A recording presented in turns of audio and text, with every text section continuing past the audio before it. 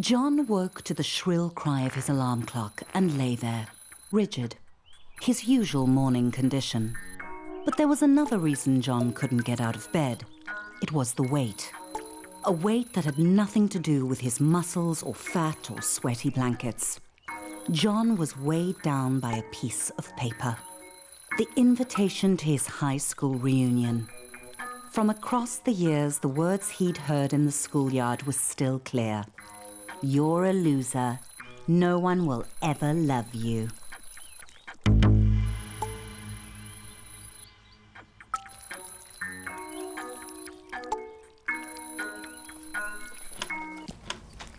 John had 3 months until the reunion to turn his life around. First, he needed to clean up. John had left his apartment late, but if he caught the express bus, he might make it to work on time. John didn't really like his job, but it had 2 qualities in its favor. 1, he could pay his rent, and 2, Barbara. Currently John's top candidate for his reunion date. He tried to start a conversation and did not get the reaction he'd hoped for. It was probably because he was a minimum wage peen. She could probably sense it. John noticed a moderately attractive peen waiting at the stop. The office hummed with cold fluorescent lighting. The air was cold and stale, lifeless. How long had John worked here? Long enough to deserve better. John was late, but he felt daring. He could sneak into the office through the archives, or he could stroll through the front entrance with enough confidence to bluff his boss. John was nearly trampled by the morning coffee rush. Everyone else was hard at work, grinding away. John might actually get away with this. The boss. He homed in on John, deluging him with spit and buzzwords. The boss ran out of synonyms for John's failings and gave him an ultimatum. Barbara would definitely not be interested in dating John if he was unemployed. He had to get to the quality assurance department.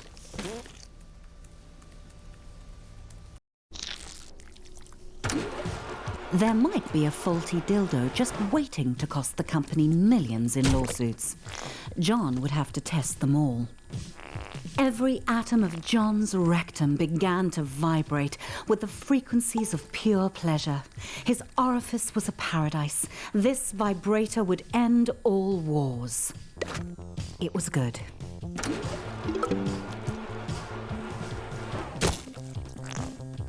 That one was good too. The Prostate Pounder X900 series, the most advanced vibrator on the market. Sweet mother of no, John, that's too much pleasure for one anus to handle.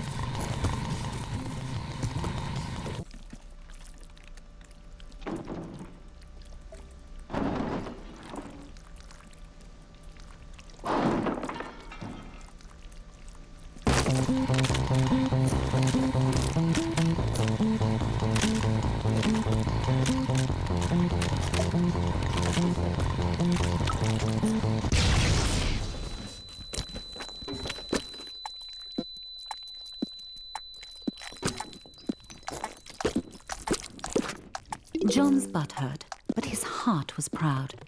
If that vibe had gotten out into the world, it could have injured a customer as badly as it had ravaged his anus. The boss arrived and congratulated John on taking one for the team and jumping on the hand grenade, or in this case, putting it up his butt. John was having trouble following the conversation because he was quite high on suppository painkillers. And then the boss said it. Promotion. Finally, the company was recognizing John's hard work and ignoring his minor faults like lack of talent, constant lateness, and flatulence. John's new office smelt like polished wood and success. John's success. Sam dropped by. He'd heard John had been hurt. John said he was fine. He wasn't a softie to complain about a mildly ruptured rectum. Besides, he had a promotion to celebrate.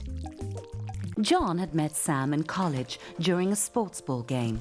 He'd given him some stiff competition. Even when he won, Sam never acted like he was better than John. They started at Flesh Corp product testing together. Nothing builds a friendship like a long day of dildo mounting.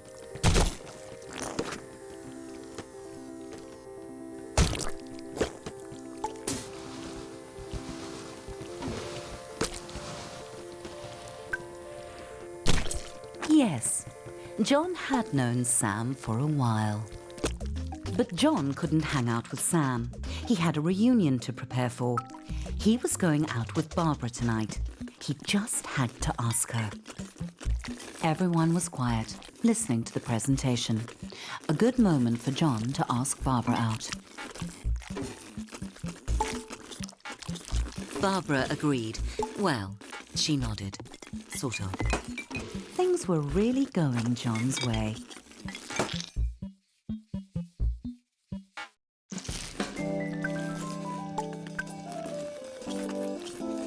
John tried to act as suave as possible and listened to Barbara talk business.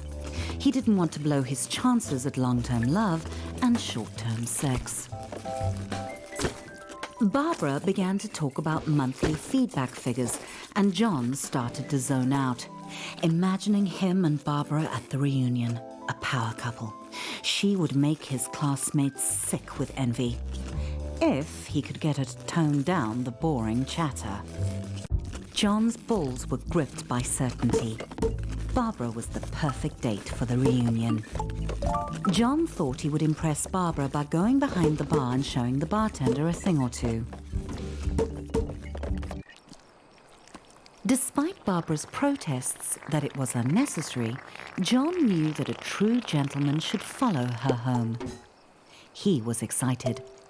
There was still 3 months until the reunion, and he'd already landed his perfect date. All he had to do was seal the deal.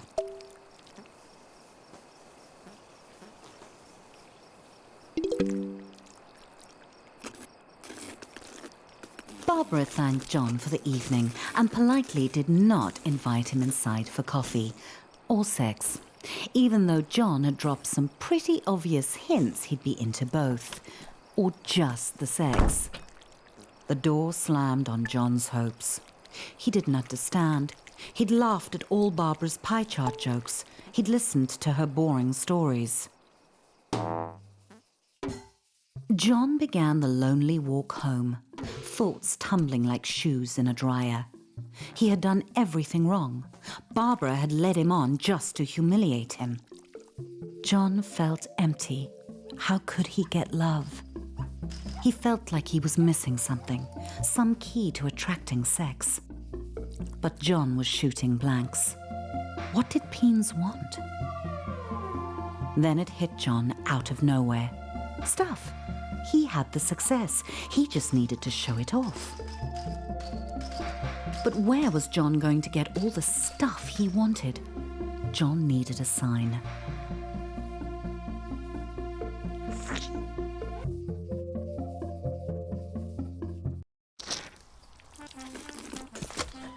A new day, a new John.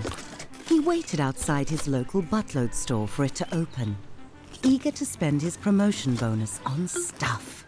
The best way to impress women.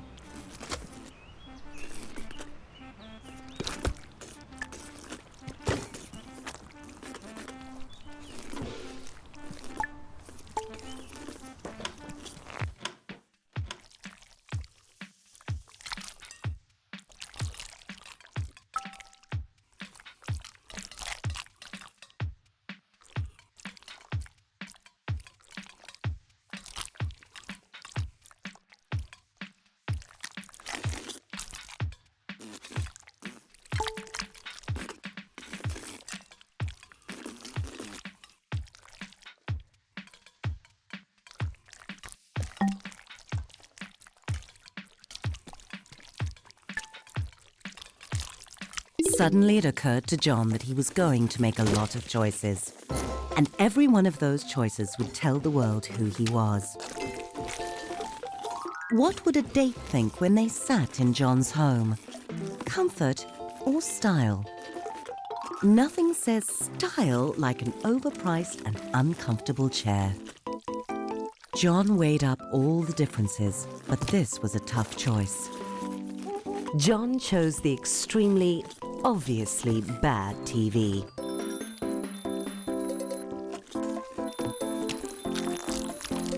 John realized that it was only 2 months and 29 days until the reunion.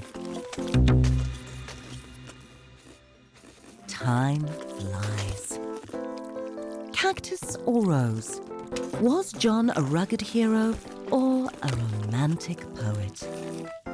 John had killed every plant he'd ever owned. This one would be a challenge. There was nothing John could take with him to the grave.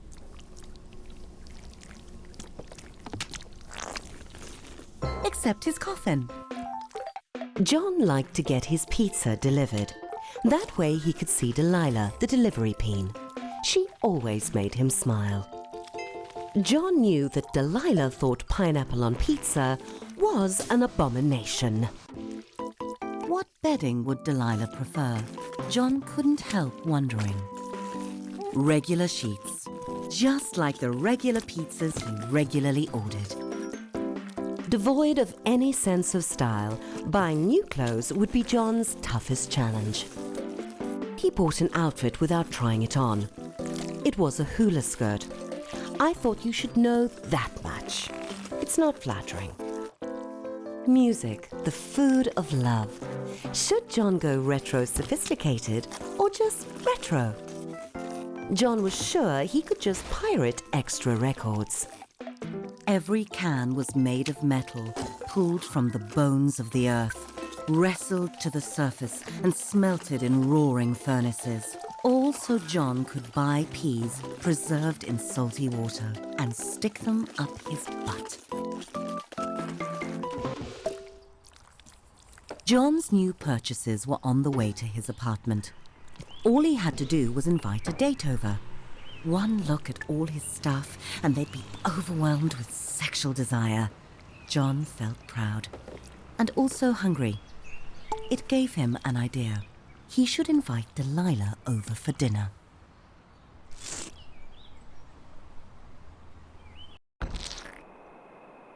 John was excited. Delilah was on her way. He just needed to set the mood to romance.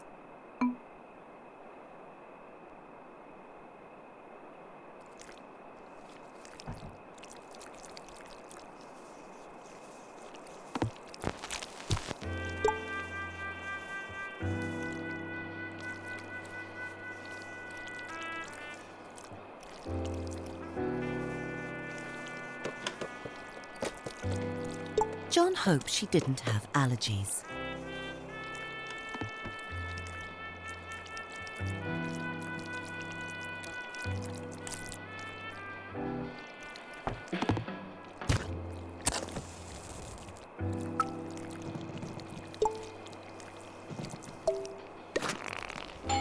That must be Delilah at the door. The door opened and there was Delilah. John gulped down his nerves and invited her in. John could tell that Delilah was impressed by his stuff. It was time to crank up the mood to seduction. John wanted to offer Delilah wine, but he'd already popped his cork. Delilah started looking as nervous as John felt. He assumed it was because she was shy too. They really were compatible. Of course, at the reunion, he couldn't mention Delilah was a delivery peen. That would be embarrassing. Delilah suddenly headed for the door. And just like that, John was alone again. Delilah hadn't even looked at his stuff. The rejection burned. John felt insignificant. He had everything he wanted. The job, the money, the stuff. So much stuff. Stupid records. He wanted to destroy all of it. Shove it into the abyss. His stuff didn't matter. He was a shaft in the machine. A lonely piston pumping away like all the others in his rigid place. Begone, boxes! Fuck off, inanimate objects. Nothing special about him. Why should Delilah or Barbara or any other peen be interested in dating him? He was just like everyone else and they could tell. Take that, TV. John wanted to be special, but he had to face the numb truth. He wasn't. And all the money and stuff he'd ever accumulate wouldn't change that. He thought it would make him unique, but it just made him more like everyone else. He should leave it all. Get out of this little town and go on an adventure. See the world. He was a boring corporate drone, but he didn't have to be. He could be a traveler, exploring jungles and climbing mountains. He could visit the wonders of the world and get his picture taken. Like Peony Island, the unspoiled paradise he'd seen on TV. That was it. John had to travel. Bags packed, John was ready to put 5,000 miles between him and his problems. He was leaving it all behind, including his luggage. John was so close, he could almost smell the freedom of the skies. Security sent John back through the detector. John had forgotten he had his nail clippers with him. He'd have to buy another pair soon, or he'd look ridiculous. When the acceleration of takeoff had slackened, John felt a sweet relief. He had left his worries on the runway. He was up in the clouds, on his way to adventure.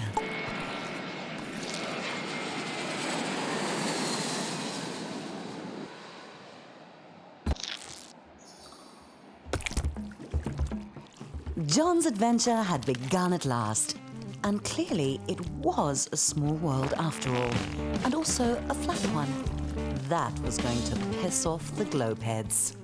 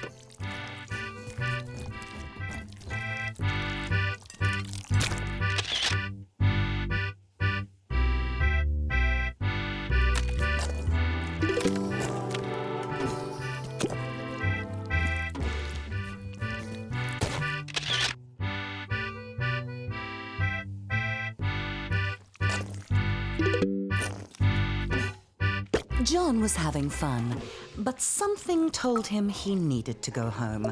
Probably his empty bank account. John was on his way back home. He was out of money, but money can't buy love. What it can buy are the experiences that had made John a more interesting and developed person, with 100 Buckstagram photos to prove it. Finally, everything was going smoothly.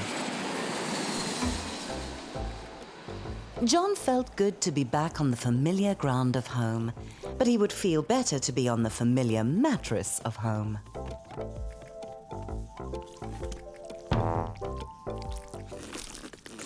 Despite John's swell of fresh optimism, traveling was exhausting, and he just really wanted to get home and get some sleep.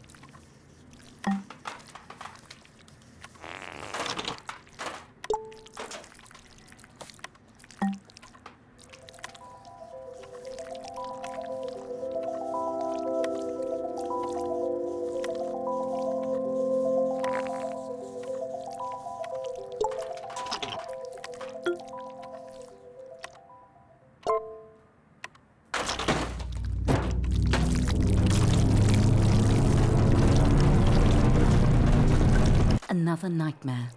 John's stress about getting a date for the reunion was making him think of her. Harmony.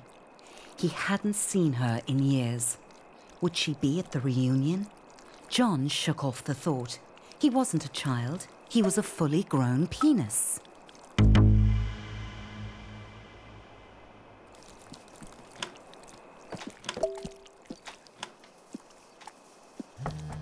John's butt started to buzz. Had he left a vibrator up there? Whatever it was, he should get it out. John's old phone. They really were indestructible. It was Sam calling. He wanted to check in on John. The travel looked fun, but it was so sudden. Was John okay? Sam was such a softie, always worrying about feelings. John had only one feeling, and it was the feeling of being awesome. He could drop Sam a text, but John was on a mission. The reunion was getting closer, and he had to get a date. Fortunately, John knew exactly where to find love.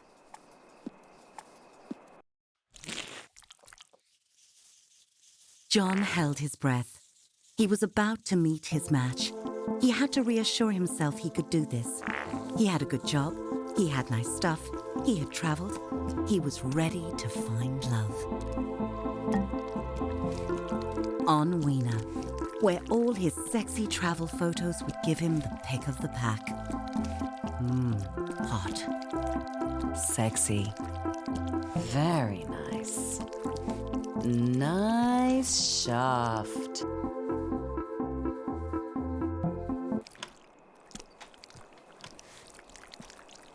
Yep, the pick of the pack.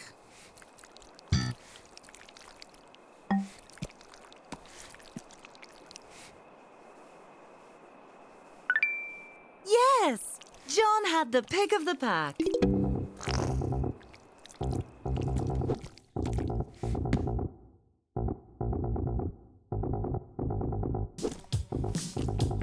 John valued honesty in a date, but he had been expecting a different kind of dirty, a sexy and much more hygienic kind.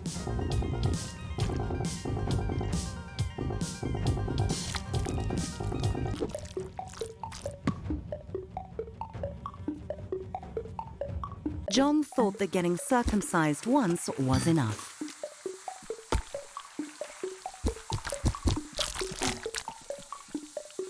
Oh, better put that on ice.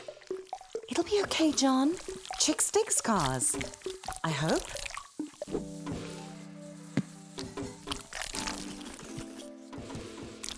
After the reattachment surgery, the doctors had told John to rest. So he did, for 6 hours.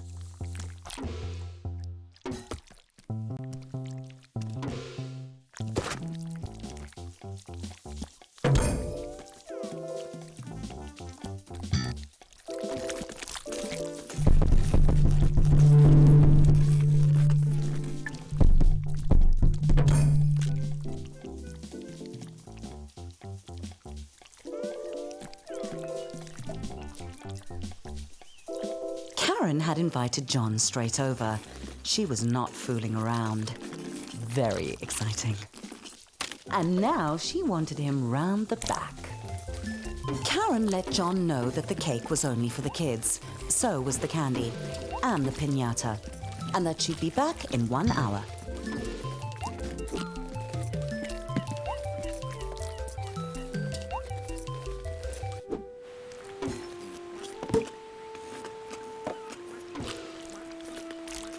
John laughed at Melody's hilarious bullfrog story.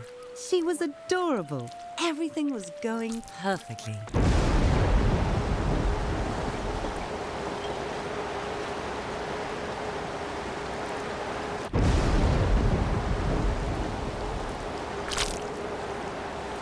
John never saw Melody again.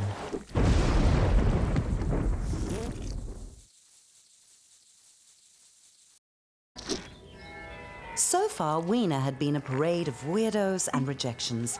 If this date didn't work out, John vowed to give it up. But maybe this time, maybe today would be his day. Sharona sighed and said, "You'll do."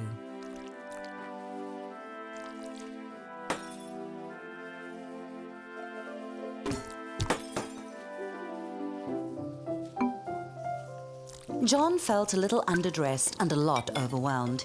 He was surrounded by strangers, and Sharona was glaring at the muscular groom.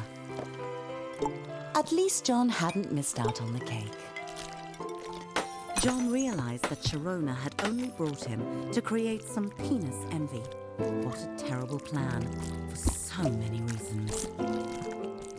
John got excited. They were going to cut the cake.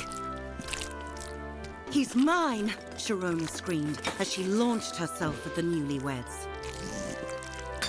Suddenly, penises were up and yelling, "No, he's mine!" It was a no-holds-barred cockfight.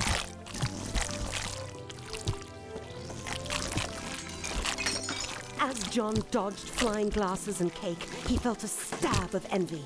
The groom had dozens of penises after him, and John had none. It was just wrong. John left the screams and explosions behind him. It was a disastrous end to his online dating. He had tried everything, and it just wasn't good enough. He wasn't good enough. Swans were so simple. If you gave them bread, they liked you. But you can't take a swan to a reunion.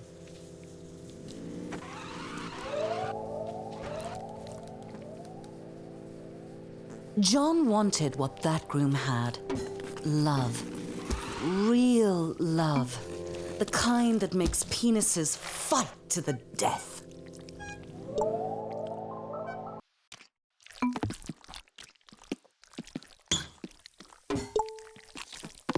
Days later, the question was still bugging John.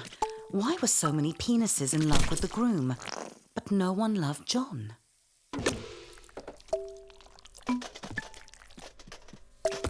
It wasn't fair. John deserved attention. He had money and Buttstagram pics of his adventures. He even still had quite a lot of stuff. What did that penis have that John didn't?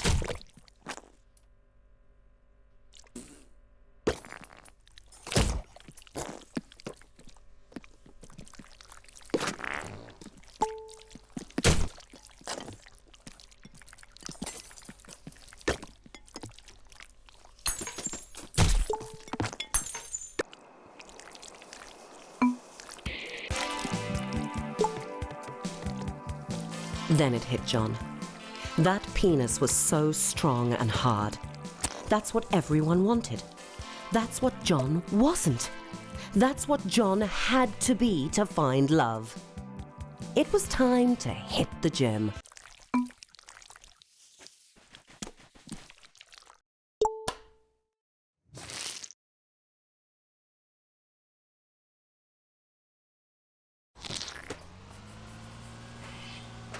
John arrived at his local gym. A part of him couldn't believe he was here. He just wasn't a gym penis.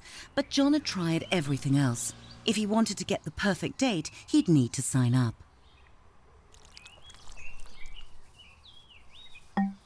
Sam? What was he doing here?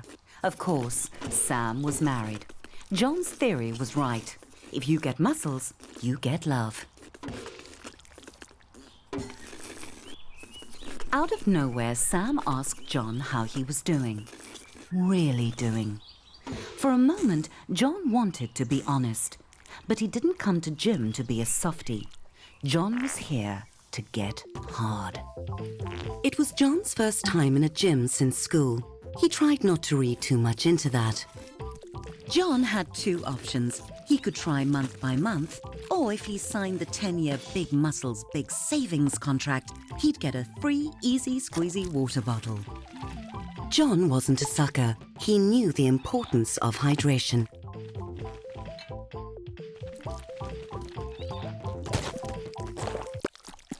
The gym's clean peen pool policy meant that John would have to do something he had never done before. Get naked in front of strangers. Maybe he could set a record for speediest cleanse. Naked, John could feel the blanket of steam intimately against his private parts. But John was starting to feel good without clothes. Damn the hygiene issues of using gym equipment naked.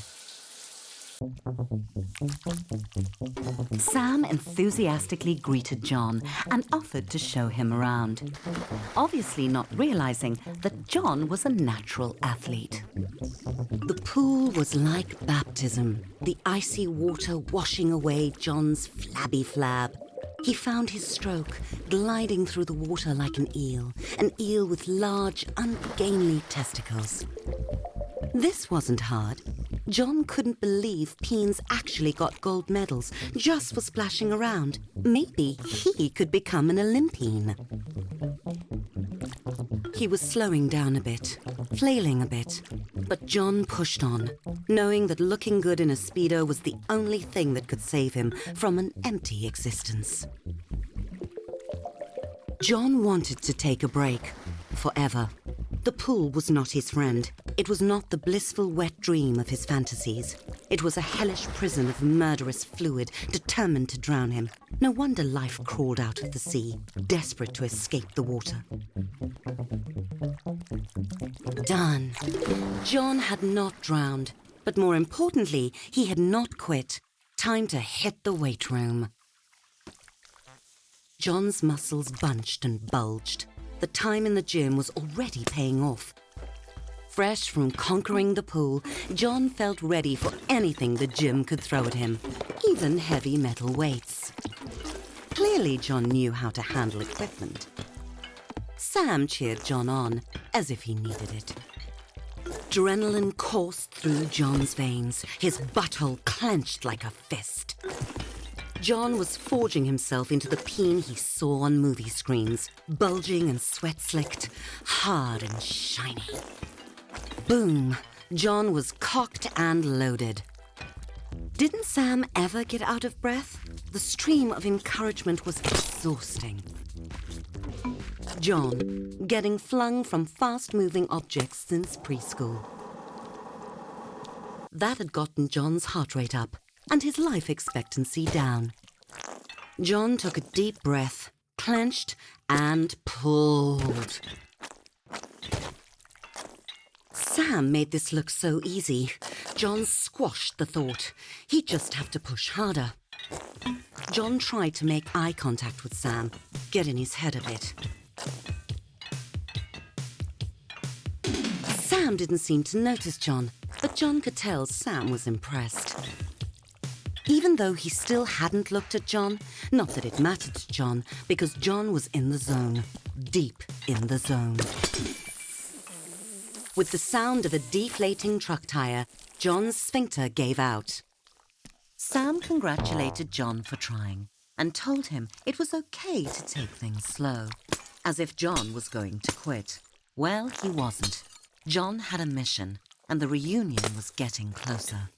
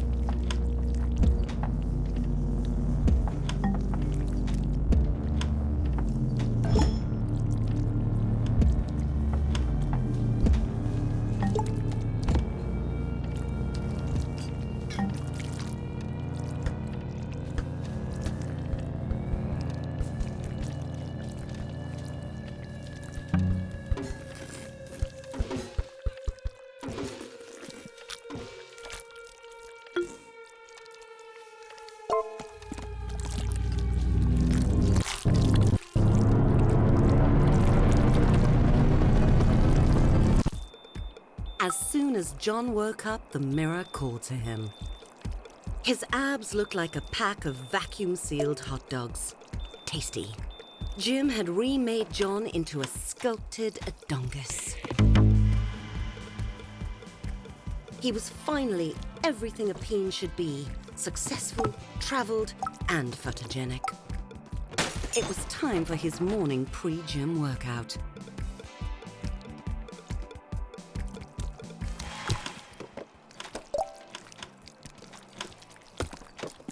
The reunion invitation caught John's eye.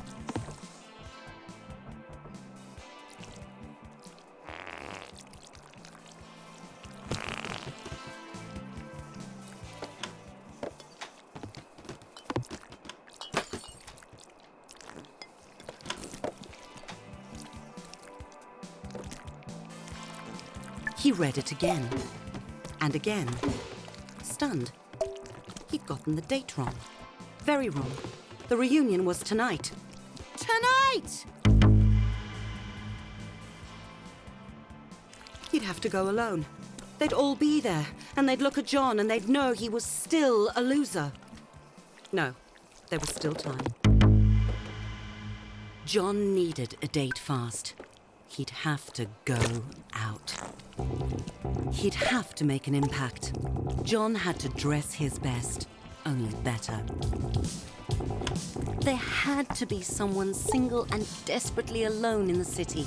Someone besides John. He just had to find them. John went straight to the nearest bar. Sure, it was still early, but he couldn't waste any time. There must be some day drinkers he could pick up.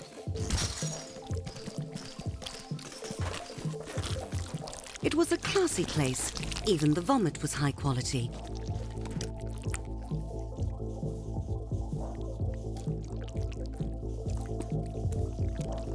The bouncer looked like a hagfish that had taken up lacrosse.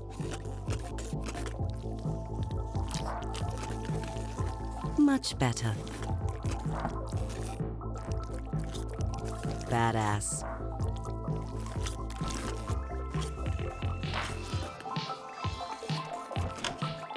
John stepped into the bar and saw her. The answer to the question, what was John's purpose? Her. Loving her. Being with her. Taking her to the reunion. Their eyes met and John knew she felt the same. Gladys did not feel the same, but John wasn't going to give up on their life together. A couple of drinks would loosen her up to their destiny.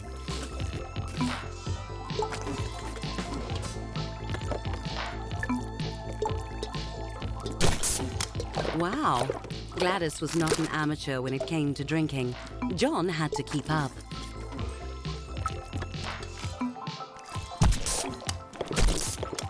It was working. Gladys was definitely warming up to John.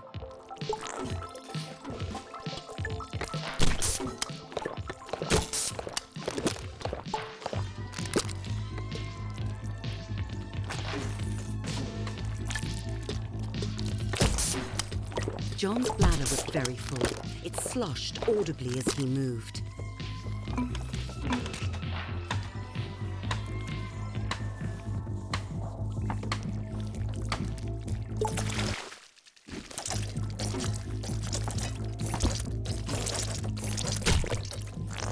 Holy balls! John had never felt such relief.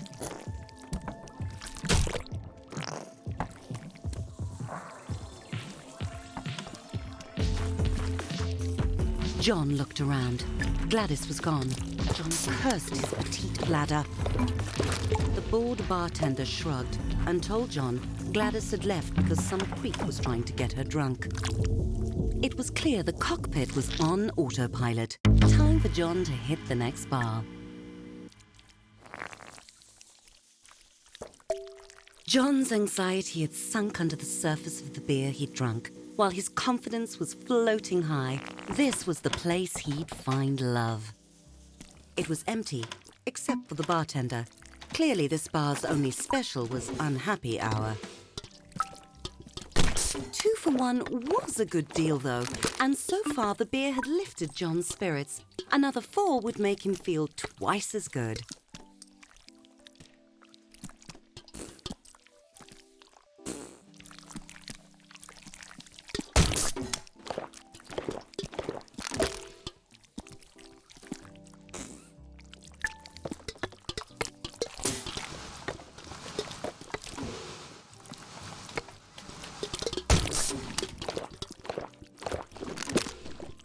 The bartender gave John a smile that set his heart hammering. He had to impress her.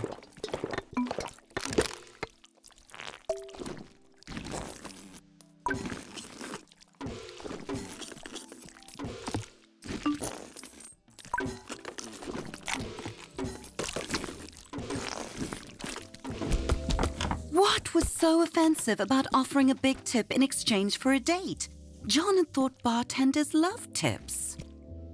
He needed to find a better club, one with a vibe.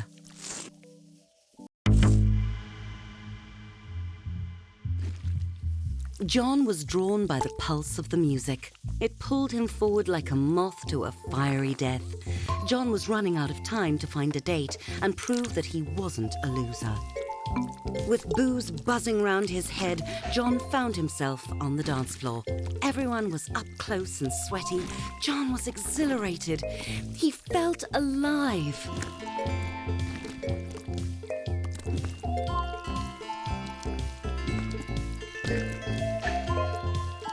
John was working himself up to try a little bump and grind. It was a moment out of a movie. John alone on the dance floor with a gorgeous penis, their sexual chemistry exploding. She moved away, coyly. John could tell when someone was playing hard to get.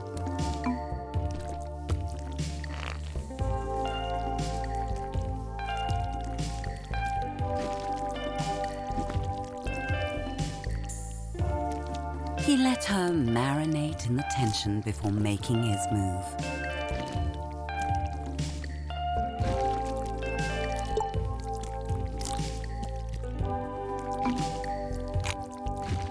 John wasn't taking no for an answer.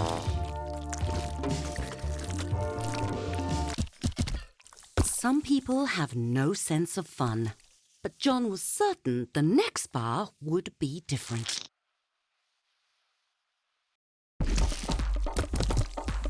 The next bar wasn't different. John couldn't understand why everyone was so sensitive. It was like no one wanted to have a good time. Like no one had a sense of humor.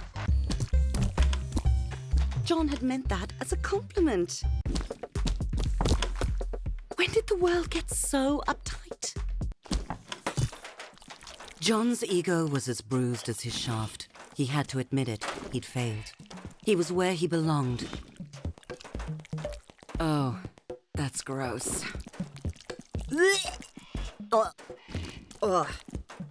It smells like rotting dick yogurt. John's misery was sour in his mouth. He needed a drink to wash it down. There was still one bar he hadn't been kicked out of yet.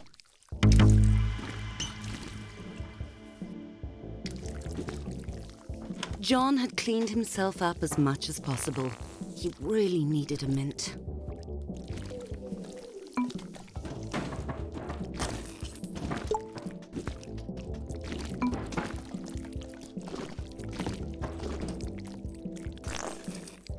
John got it in, but he nailed it.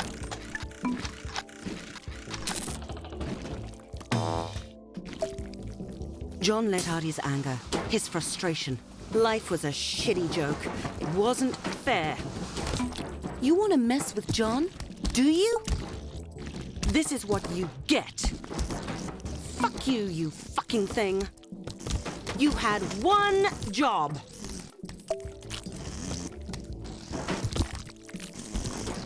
Die, die, die, die, die! That's how you get what you want. Ugh, menthol.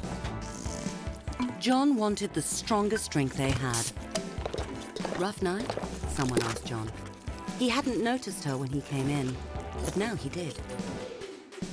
It really had been a rough night for John, but he felt a little better that someone cared enough to ask. It was a pity they were... But destiny had given John a second chance. John made his move. Unfortunately, according to Alice and to her boyfriend Chadrick, it was the wrong move. Chadrick threw John into the alley and followed, making unoriginal but still terrifying threats. John had survived. No, he'd won.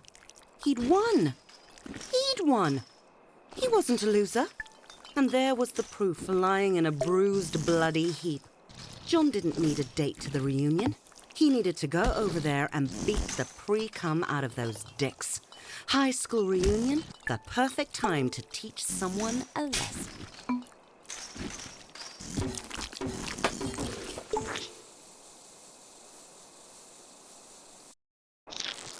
The doors of the school, a sight John had dreaded every day for years, and now he was going willingly through them, unafraid, fueled by years of unprocessed anger fermented in loneliness.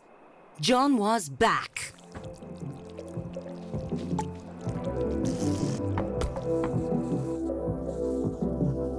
The chickens were coming home to roost, and they were all cocks. These were the peanuts he'd grown up with, now with jobs and marriages and beer bellies. John was surprised at how ordinary they had all turned out. Pow!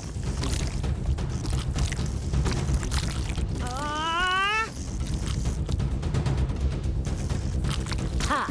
Who's a loser now? Who? Careful!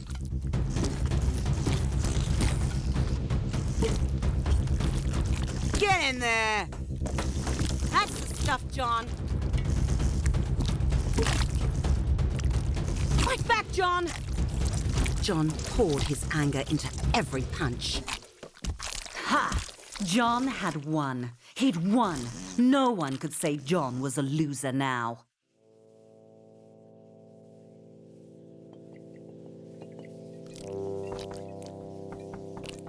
John's primal joy faded as he saw how the other penises looked at him. Not like a winner, like he was trash.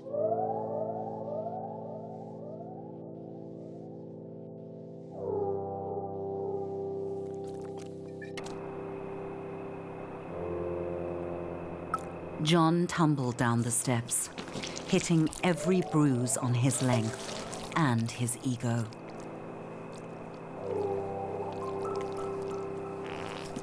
It was her, Harmony.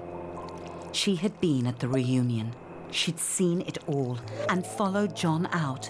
To laugh at him more? No, to see if he was all right.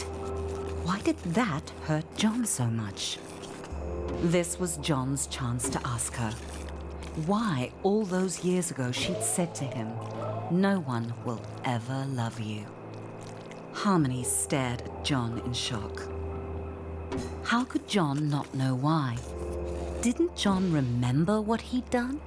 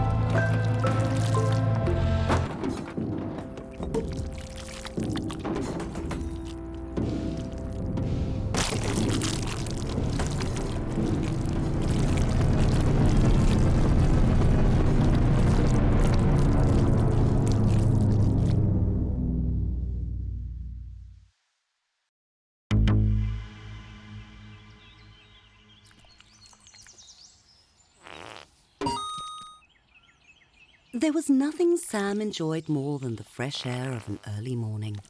The dew sparkling on the grass, the music of the trees, space to think.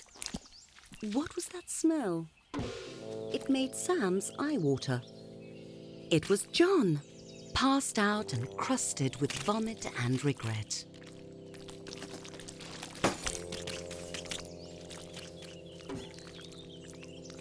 John was awake and tolerably clean.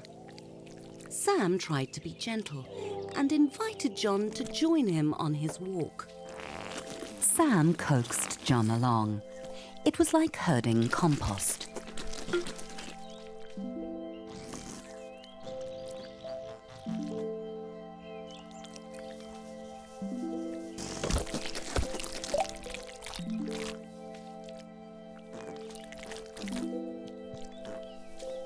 John couldn't answer Sam's questions yet.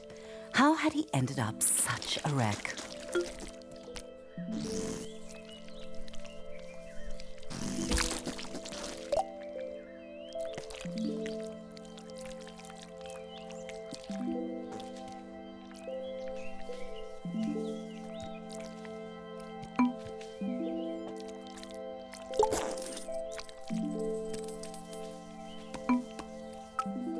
The throbbing ache dulled.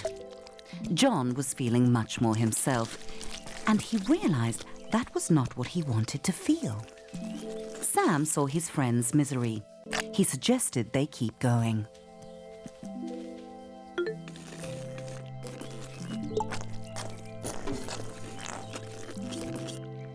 John wanted to know something.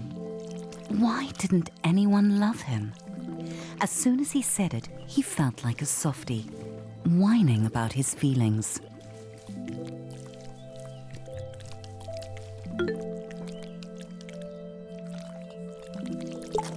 But Sam didn't make fun of him.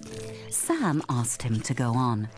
And so John told him the whole story, about how hard he'd made himself and how unfair it felt, and everything he'd done. Saying it out loud, John realized he'd sounded like an asshole. But he'd done everything right. Why didn't he get what he wanted? Why didn't John get love? Wanting someone isn't the same as loving them, said Sam. You'll figure it out, John, but you have to keep trying.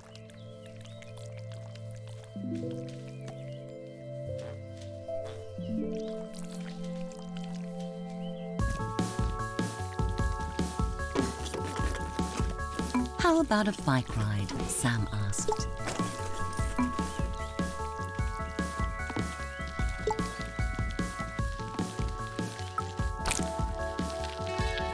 John struggled to get his balance, but Sam told him not to give up. John kept trying, getting better as they went.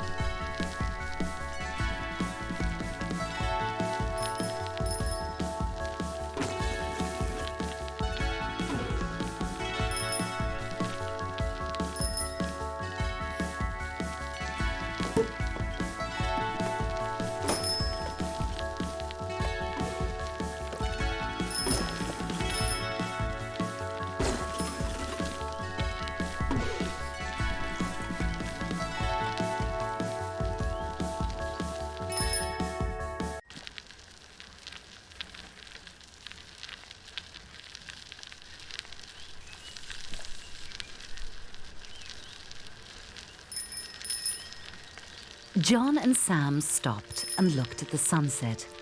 For a moment, John let himself be quiet and listen to the world and look at how beautiful it could be.